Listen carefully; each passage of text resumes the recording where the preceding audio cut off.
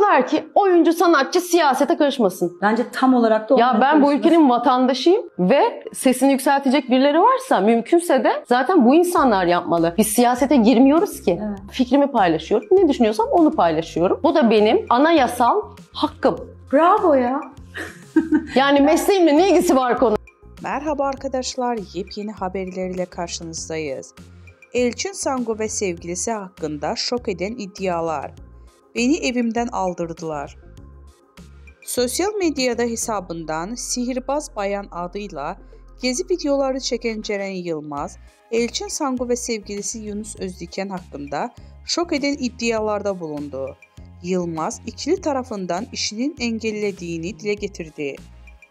24 yaşında kendi başına bir şey yapmak istiyorum diyen Ceren Yılmaz, ikili tarafından işlerinin engellediğini söyledi.